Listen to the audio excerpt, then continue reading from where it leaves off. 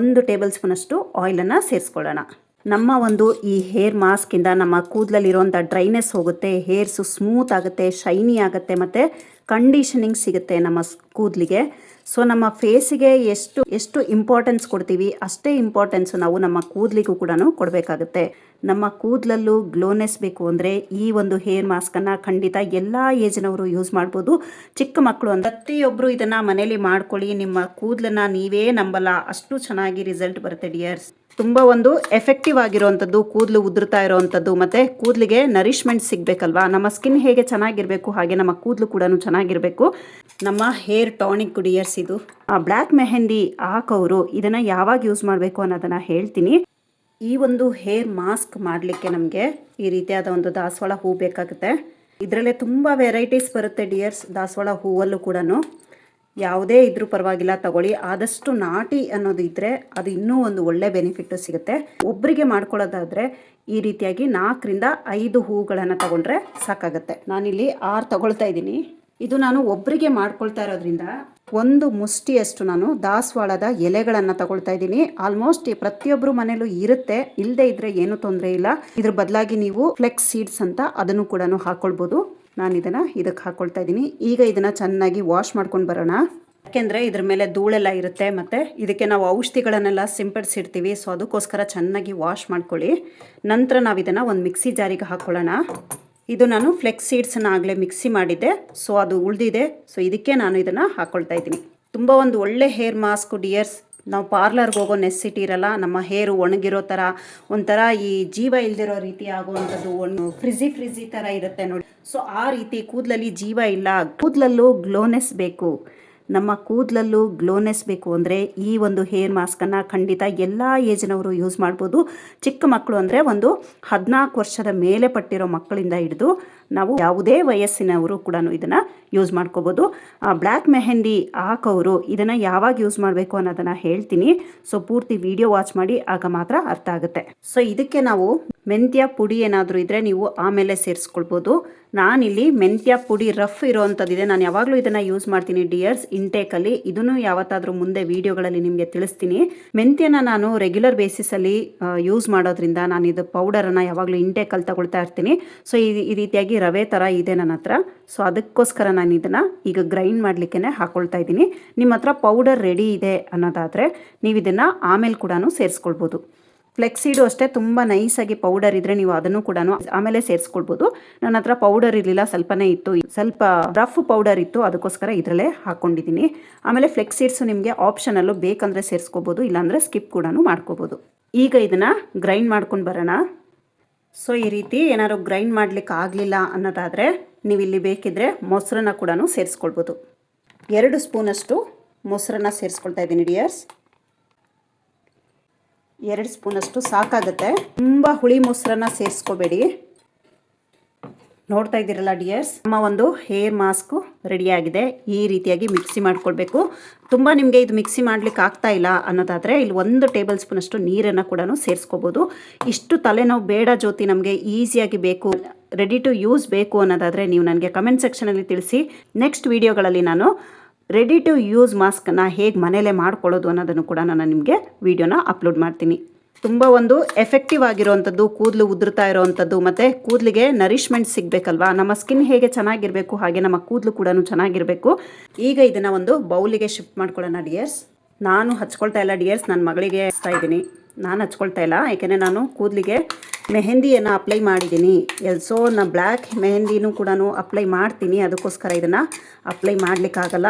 Black mehndi ಹಾಕ್ಕೊಳ್ಳೋರು ಯಾವ ರೀತಿ ಇದನ್ನು ಯೂಸ್ ಮಾಡಬೇಕು ಅನ್ನೋದಾದರೆ ಫಸ್ಟು ಸ್ಟೆಪ್ಪಲ್ಲಿ ನಾವು ಹೆನ್ನ ಯೂಸ್ ಮಾಡ್ತೀವಿ. ಅದು ನಿಮಗೆ ವಿಡಿಯೋ ಬೇಕು ಅಂದರೆ ಹೇಳಿ, ಆ ವಿಡಿಯೋನೂ ಕೂಡ ನಾನು ನೆಕ್ಸ್ಟು ವಿಡಿಯೋಗಳಲ್ಲಿ ಅಪ್ಲೋಡ್ ಮಾಡ್ತೀನಿ. ತುಂಬ ನ್ಯಾಚುರಲ್ಲು ಡಿಯರ್ಸ್, ಯಾವುದೂ ನಮಗೆ ಆರ್ಟಿಫಿಷಿಯಲ್ಲು ಏನು ಇದರಲ್ಲಿ ನಿಮಗೆ ಕೆಮಿಕಲ್ ಫ್ರೀ ಇರುತ್ತೆ.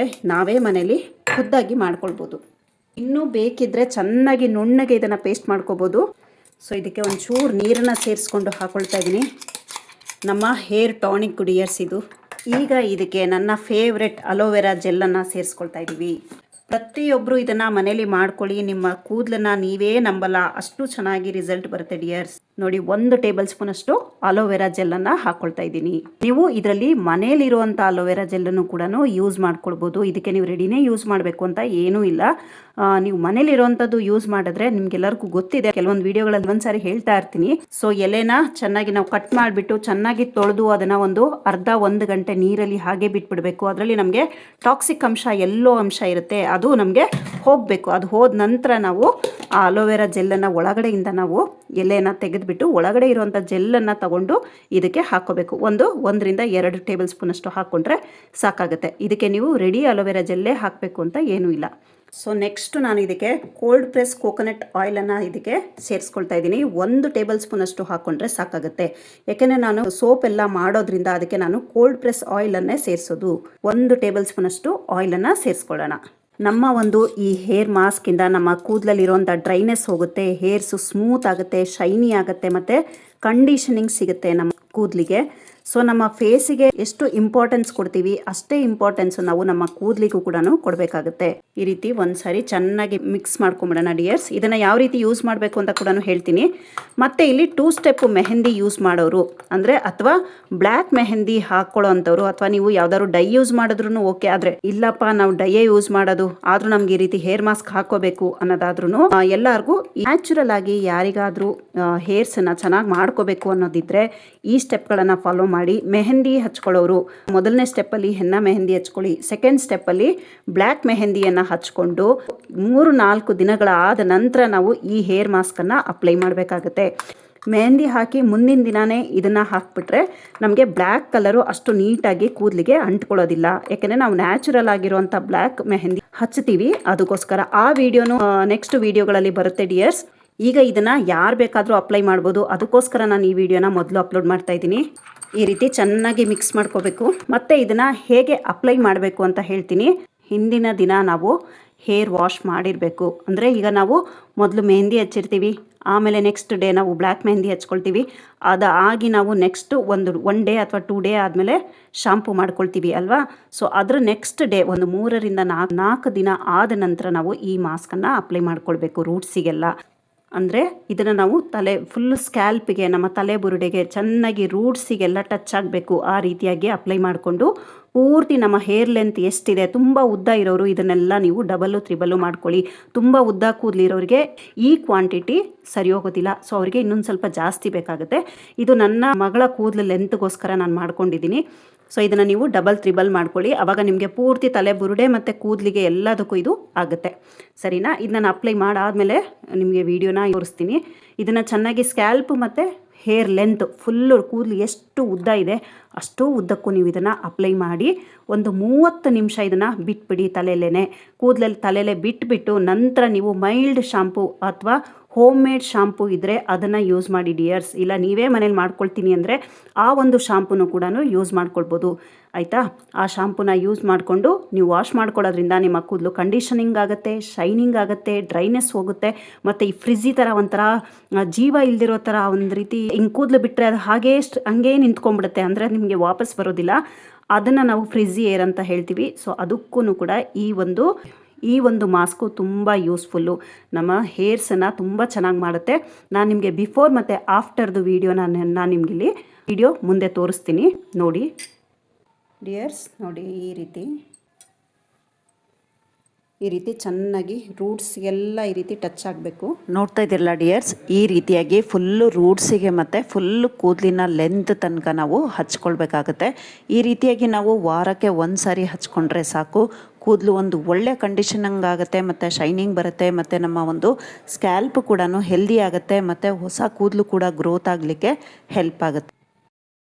ತಲೆ ಬಾಚಿಲ್ಲ ಡಿಯರ್ಸ್, ವಾಶ್ ಮಾಡ್ಕೊಂಡು ಬಂದು ಒಣಗಿಸಿರೋದಷ್ಟೇ. ನೋಡ್ತಾ ಇದ್ದೀರಲ್ಲ, ತುಂಬಾ ಚೆನ್ನಾಗಾಗಿದೆ ಡಿಯರ್ಸ್. ಇನ್ನು ಕೂದಲು ಬಾಚ್ಕೊಂಡಿಲ್ಲ, ಇದು ವಾಶ್ ಮಾಡ್ಕೊಂಡು ಬಂದು ಟ್ರೈ ಮಾಡಿರೋದು. ಸೊ ಹಾಗೆ ನಾನು ನಿಮಗೆ ವಿಡಿಯೋನ ಶೋ ಮಾಡ್ತಾ ಇದ್ದೀನಿ. ತುಂಬ ಚೆನ್ನಾಗಾಗಿದೆ, ಖಂಡಿತ ನೀವು ಯೂಸ್ ಮಾಡಿ. ಮತ್ತು ಕಮೆಂಟ್ ಸೆಕ್ಷನಲ್ಲಿ ತಿಳಿಸೋದನ್ನ ಮರಿಬೇಡಿ ನಿಮ್ಮ ಅನಿಸಿಕೆಯನ್ನು. ಸೊ ಡಿಯರ್ ವಿವರ್ಸ್, ವಿಡಿಯೋನ ಇಲ್ಲಿಗೆ ಎಂಡ್ ಮಾಡ್ತಾ ಇದ್ದೀನಿ. ವಿಡಿಯೋ ಸ್ವಲ್ಪನಾದರೂ ಇಷ್ಟ ಆಯಿತು, ಯೂಸ್ಫುಲ್ ಅಂತ ಅನ್ಸಿದ್ರೆ ವಿಡಿಯೋಗೊಂದು ಲೈಕ್ ಕೊಟ್ಟು ನಿಮ್ಮ ಫ್ರೆಂಡ್ಸ್ ರಿಲೇಷನ್ಸಿಗೆ ವಿಡಿಯೋನ ಶೇರ್ ಮಾಡಿ. ಸಬ್ಸ್ಕ್ರೈಬ್ ಬಟನನ್ನು ಕ್ಲಿಕ್ ಮಾಡಿ. ಹಾಗೆ ಪಕ್ಕದಲ್ಲೇ ಬರೋ bell icon all option click ಮಾಡಿದ್ರೆ ನಾನು ಅಪ್ಲೋಡ್ ಮಾಡುವಂಥ ಪ್ರತಿಯೊಂದು ವಿಡಿಯೋ ನೋಟಿಫಿಕೇಶನ್ ನಿಮ್ಮ ಮೊಬೈಲ್ಗೆ ಮೊದಲು ಬರುತ್ತೆ. Thank you for watching.